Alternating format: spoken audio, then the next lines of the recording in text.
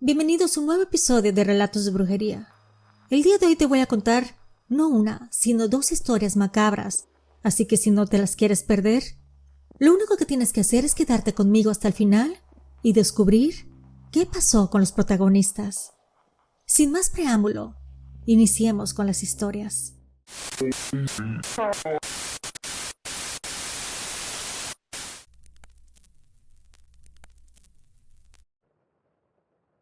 Yo nunca creí en pactos. Crecí en una ciudad donde el ruido de los camiones, el olor a gasolina y el polvo acumulado en las banquetas te enseñan a sobrevivir con los pies bien puestos en la tierra. Aquí la gente no habla de demonios, habla de deudas. No se teme al infierno, se teme al fin de mes. Yo era así de práctico, hasta que la vida me fue arrinconando con la paciencia de un animal viejo. Todo empezó cuando se me acabaron las salidas.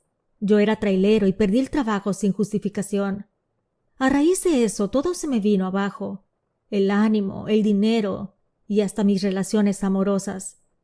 La ciudad seguía viva e indiferente mientras yo me iba pagando por dentro. Vivía en un departamento viejo, de esos edificios construidos con prisa y sin cariño, donde las paredes guardan humedad y los pasillos parecen túneles. Por las noches el silencio se mezclaba con el zumbido lejano de los postes de luz. Yo me acostaba pensando que al día siguiente algo iba a cambiar, aunque ya no creía en mis propias promesas. Fue en ese estado cuando alguien me habló de pedir ayuda de otra forma. No llegó como una revelación ni como una tentación evidente. Llegó como llegan las peores decisiones, disfrazadas de consejo práctico. No se mencionó nada oscuro, nada prohibido. Solo se habló de una costumbre vieja, de un ritual que funcionaba cuando la necesidad era real.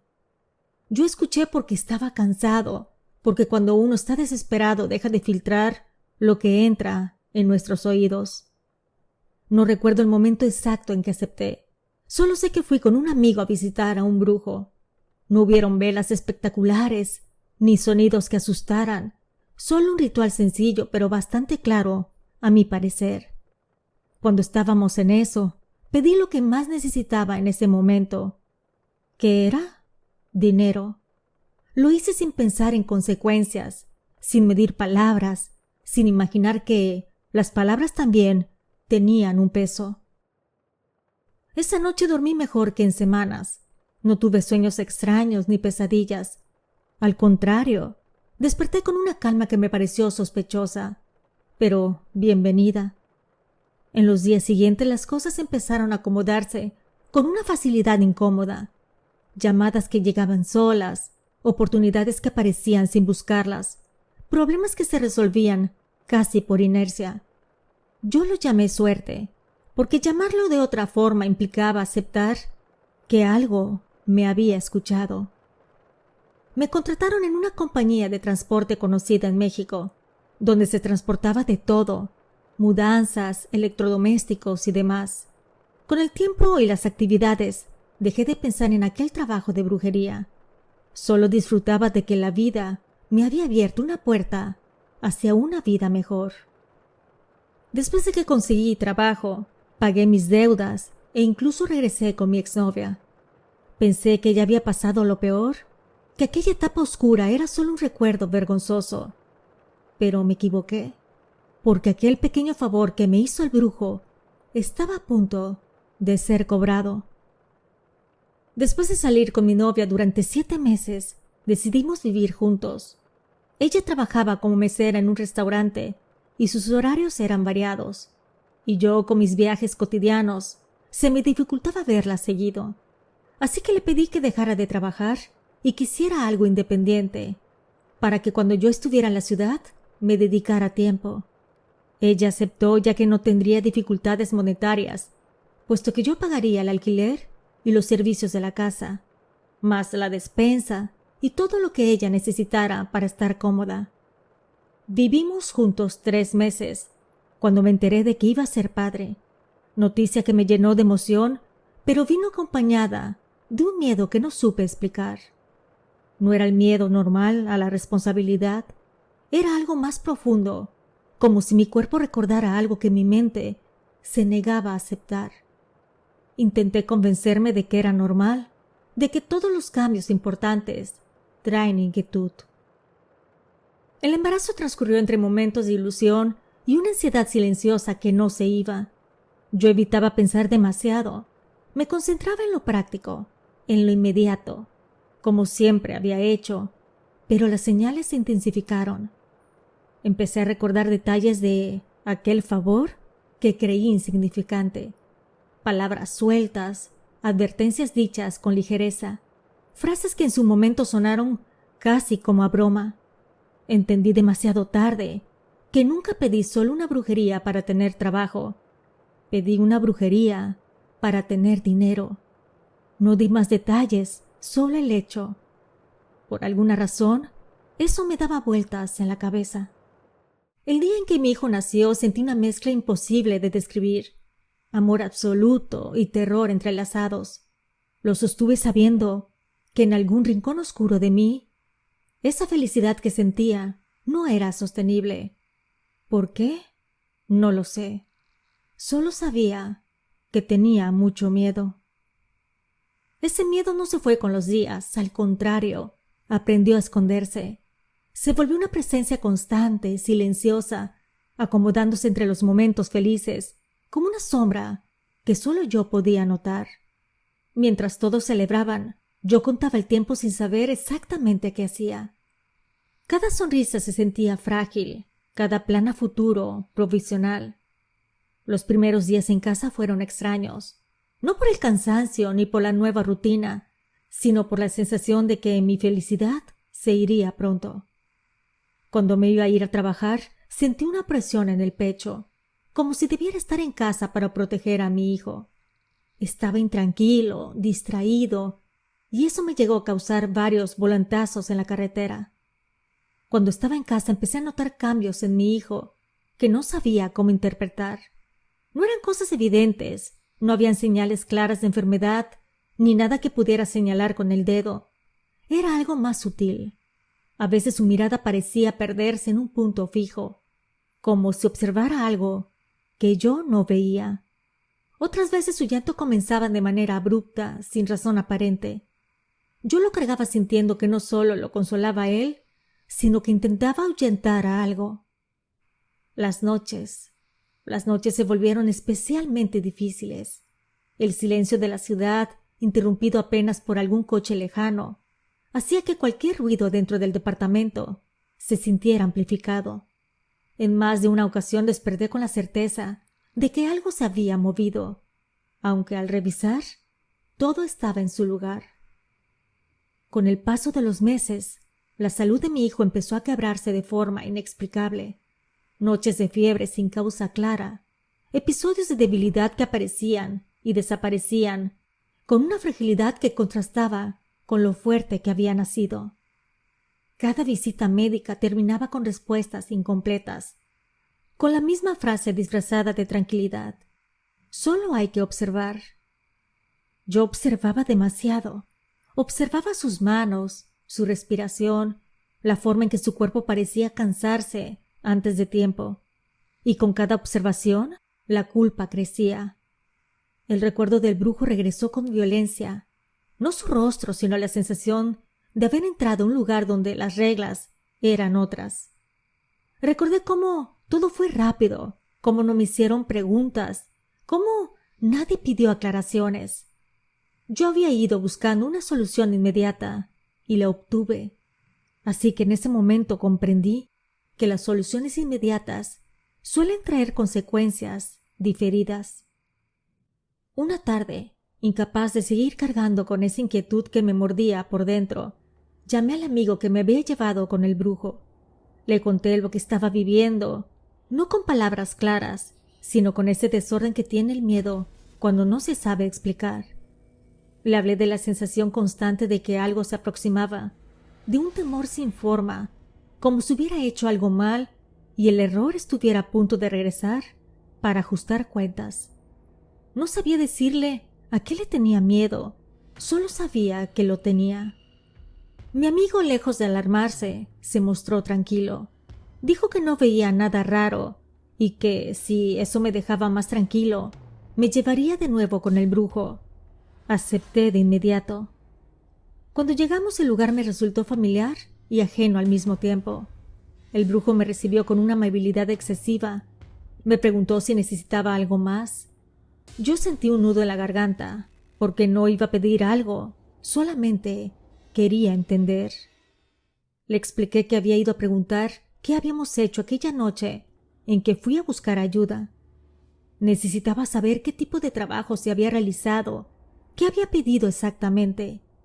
El brujo escuchó con calma y entonces me dijo que yo había pedido dinero a una de sus deidades. No trabajo, no estabilidad, no equilibrio. Solamente pedí dinero, abundancia directa, y que, como en todo acuerdo, habría un pago. Dijo que el pago no era solo material, que no se trataba únicamente de ofrendas o de efectivo, que también se entregaba algo más, algo personal, algo que se amaba. Sentí que el estómago se me cerraba. Mi amigo, en cambio, reaccionó con ligereza. Empezó a reírse, como si aquello fuera una exageración, y me preguntó si recordaba algo más de esa noche. Yo le dije que no, que lo único que tenía en la memoria era haber llegado, bebido un par de tragos con ellos antes de comenzar los rituales, y después despertar al día siguiente en mi casa, con la sensación de haber dormido profundamente, pero sin un solo recuerdo claro de lo ocurrido entre una cosa y la otra. El brujo me dijo que no me preocupara, que la mayoría de las veces los trabajos que hacía salían bien, que las personas que pedían algo resultaban beneficiadas porque la deidad con la que trabajaba era benévola, que no solía cobrar, así que no tenía por qué alarmarme. Aquello no me tranquilizó, al contrario. Si no cobraba, ¿por qué yo sentía ese peso constante? Si era benevolente, ¿por qué la angustia no me dejaba respirar?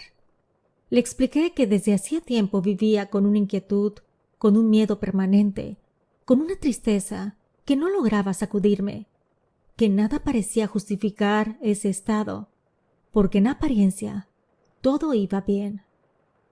El brujo volvió a restarle importancia. Dijo que casi nunca pasaba algo malo, que esas sensaciones eran comunes cuando la gente no estaba acostumbrada a recibir cosas buenas sin esfuerzo, que disfrutara del beneficio y siguiera con mi vida. Salí de ahí peor de lo que había entrado, con más preguntas que respuestas, con la certeza de que algo importante había ocurrido esa noche y que yo no tenía acceso a ese recuerdo. Me preguntaba qué había prometido sin saberlo, qué había entregado creyendo que no tenía valor. Desde ese día, la ausencia de memoria empezó a atormentarme más que el miedo mismo, porque entendí que no recordar no significa que nada hubiera pasado. Significa, quizá, que había pasado algo demasiado grave como para permitir que yo lo conservara en la cabeza.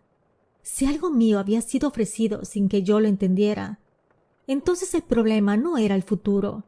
El problema era que el trato ya estaba hecho y yo solo estaba viviendo el tiempo que quedaba antes de que se cumpliera. Llevo 28 años manejando un tráiler. No 28 viajes o 28 meses, 28 años completos de asfalto, desvelos y café recalentado. Salía de la Ciudad de México cuando todavía habían rutas que se hacían con mapa doblado y con paciencia, y aprendí a recorrer el país como que se aprende las arrugas de la mano, el sur con su humedad y el norte con su noche seca. Los traileros sabemos cosas, no porque seamos brujos ni adivinos, sino porque la carretera habla, y el que no escucha no dura. Conocemos historias que nos salen cotidianamente en las noticias, accidentes en la Rumorosa, apariciones en el kilómetro 31, curvas donde el aire pesa distinto, tramos donde la radio se calla sin razón o tiene estática de la nada.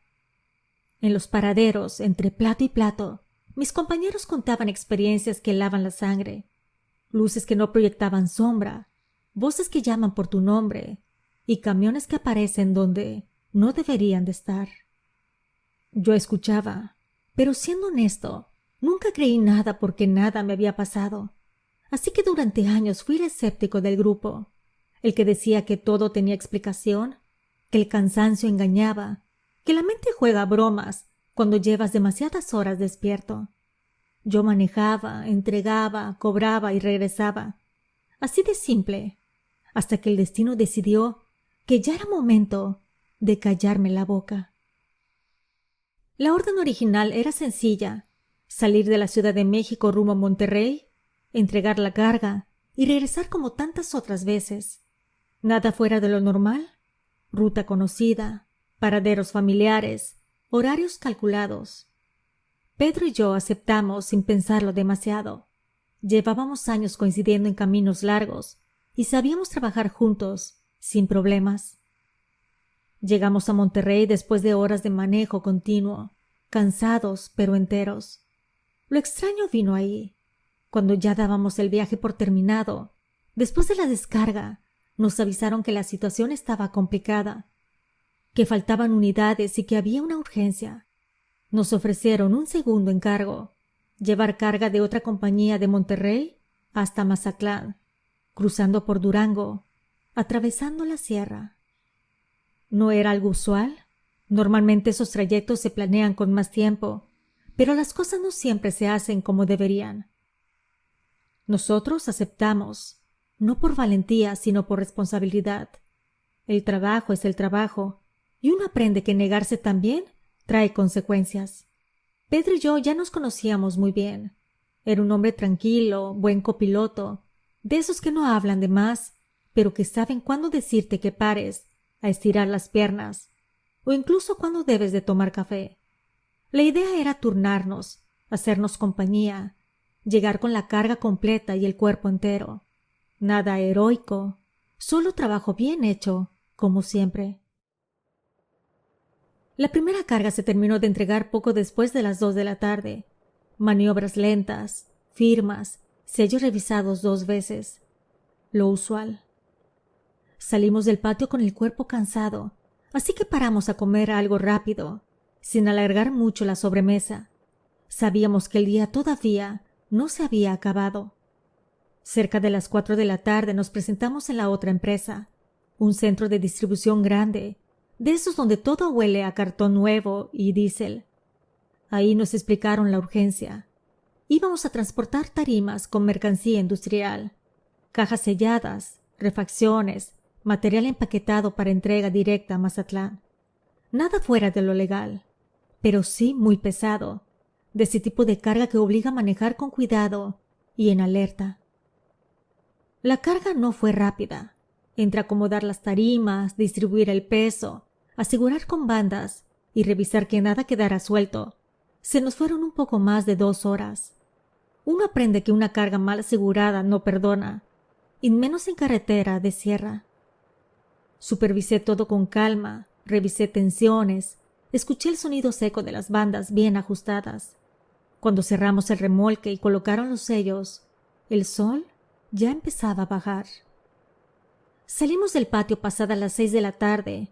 Al principio el camino todavía se dejaba ver, con ese último tramo de luz que engañaba y que te hace creer que la noche tardaba en caer. Para cuando dejamos atrás los últimos pueblos grandes y tomamos el tramo que se interna hacia la sierra de Durango, ya era tarde y la noche no tenía luna, por lo que la oscuridad reinaba en los alrededores. La temperatura empezó a bajar sin aviso y el aire cambió. No sabría explicarlo bien, solo diré que me sentía inquieto. Con el paso del tiempo el asfalto se volvió una cinta negra que se perdía entre las curvas cerradas y pendientes largas. Ahí no hay margen para distracciones ni para errores pequeños. La sierra no perdona. Pedro iba despierto y eso ya era raro. Normalmente a esas horas uno de los dos se relajaba un poco. Pero esa noche los dos íbamos atentos, siguiendo el camino y platicando de vez en cuando de cosas sin importancia. El radio seguía encendido, pero la música se perdía entre interferencias. De la nada, la neblina empezó a aparecer. No era espesa todavía, pero se levantaba del suelo y se pegaba a las orillas del camino. Bajé un poco la velocidad, no por miedo sino por experiencia. Fue entonces cuando lo noté. A lo lejos, en una recta corta, antes de una curva pronunciada, vi dos luces. No parecían altas, no se movían como deberían, no vibraban con el camino. Estaban ahí, firmes, clavadas en la oscuridad. Pensé que era otro tráiler, pero algo no cuadraba. Las luces no cambiaban de intensidad, no titilaban, no se abrían ni se cerraban con la curva. Simplemente se movían rectas en mi dirección. Pedro me preguntó si lo estaba viendo, sin dejar de ver el frente. Yo le contesté que sí, y que era muy extraño. Conforme nos acercábamos, sentíamos el ambiente más frío, y un escalofrío me recorrió de los pies a la cabeza. La radio se quedó muda de golpe, como si alguien hubiera bajado el volumen desde el otro lado. En ese momento escuché algo que no venía del tablero ni del motor. Era un silbido, bajo, triste. Instintivamente bajé la velocidad. Las luces seguían acercándose. Cuando se fue acercando más a nosotros, pude ver que era un tráiler. Cuando pasó a nuestro lado, no sentí el golpe del aire, no sentí la vibración. Solo ese silbido que se fue apagando detrás de nosotros, como una despedida. Vi la cabina de aquel vehículo apenas un segundo. Era vieja, redondeada, con pintura opaca, comida por el tiempo.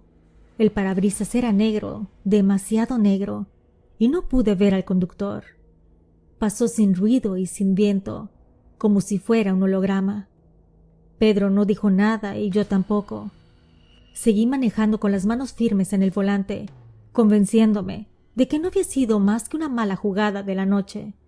Pero 5 minutos después, volvió a pasar. Primero las luces, otra vez a lo lejos, las mismas, fijas sin parpadear, clavadas en la oscuridad como si nos estuvieran esperando. Sentí como un vuelco en el estómago. El patrón era idéntico. La distancia, la velocidad, el silencio. El vehículo pasó de nuevo a nuestro lado, y entonces lo confirmé. No había duda. Era el mismo. La misma cabina vieja, el mismo óxido marcando las orillas, la misma ausencia detrás del parabrisas. Volteé a ver a Pedro con el corazón golpeándome en el pecho y le dije: «Es el mismo tráiler». Pedro me miró con los ojos bien abiertos y pálido. Me dijo que sí, que era exactamente el mismo. Ahí fue cuando el miedo dejó de ser una idea y se volvió una presencia. Algo nos estaba acechando. No sabíamos por qué ni para qué. Solo sabíamos que no era normal. Los nervios me ganaron.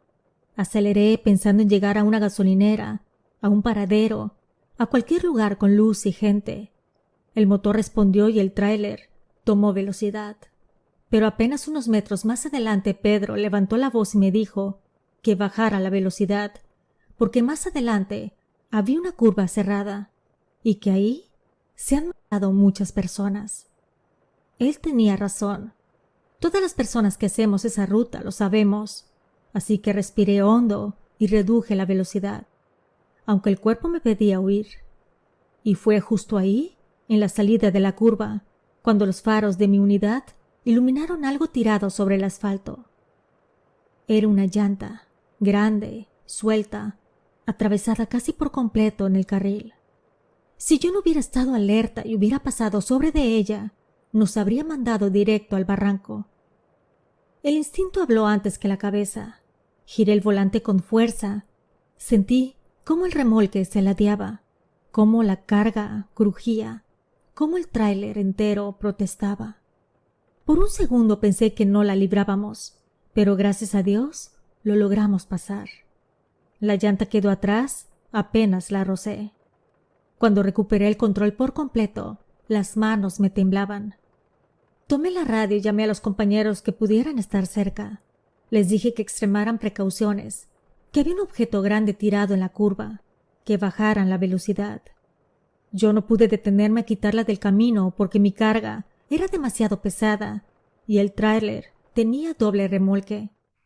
El radio respondió con voces agradecidas, alertas y vivas, y entonces el silencio regresó. Cuando llegamos a nuestro destino, el cansancio se nos había metido hasta los huesos, pero la carga llegó completa, sin un solo daño. Descargamos en silencio, lentos, como si el cuerpo todavía siguiera en la sierra. Firmas, sellos, luces apagadas, trabajo terminado. Esa noche nos quedamos a descansar ahí mismo. Fuimos a una fonda cercana, donde siempre hay café caliente y una comida casera. Ahí habían otros compañeros sentados, algunos en ruta y otros esperando la carga. En esos lugares no hace falta presentarse. Basta con compartir mesa y cansancio para empezar a hablar. Pedro y yo terminamos contando lo que nos había pasado. Y no exageramos nada. No había necesidad. La historia, tal como fue, ya pesaba lo suficiente. El ambiente cambió en cuanto mencionamos las luces y el tráiler viejo. Uno de los compañeros dejó el plato a medias y dijo que era el trailero. Ahí empezaron las versiones. Algunos decían que era un hombre que manejaba cansado, que iba solo, sin relevo, tratando de cumplir con la entrega, que en una curva perdió el control y tuvo un accidente, y que en ese accidente perdió la vida. Otros decían que era un trailero que no estaba en sus 5 sentidos y se distrajo, y que eso hizo que perdiera el control y falleció en un accidente contra un auto. Personas decían que lo habían visto antes de percances graves, a veces accidentes donde ellos mismos estuvieron involucrados y otras veces tragedias que ya estaban en la carretera. No siempre con trailers, muchas veces con autos o con camiones de pasajeros. Algunos juraban que aparecía para avisar, para evitar que otros terminen igual que él, y otros decían lo contrario, que el trailero era quien provocaba los accidentes, que se alimentaba del miedo, que distrae al conductor justo cuando no debe de hacerlo. Desde entonces tengo una duda que no me deja en paz, y quizá tú, que escuchas esta historia, puedas darme tu opinión. ¿Será que el tráiler que pasó a nuestro lado estaba advirtiendo de ese tramo donde pudimos salirnos de la carretera? ¿O estaba intentando asustarnos, distraernos, empujarnos a acelerar para provocar un accidente? Yo no lo sé. Lo único que sí sé es que ya no soy escéptico. Ahora cada vez que manejo de noche y veo luces a lo lejos que no parpadean, bajo la velocidad, porque en la carretera hay avisos que llegan una sola vez que no perdonan si los ignoras. Si te han agradado estos relatos de traileros basados en hechos reales, me encantaría que me lo cuentes en los comentarios. Y si tienes oportunidad, platícame, ¿desde qué país me escuchas? Nos vemos en el próximo episodio porque aquí la brujería existe y yo te lo cuento.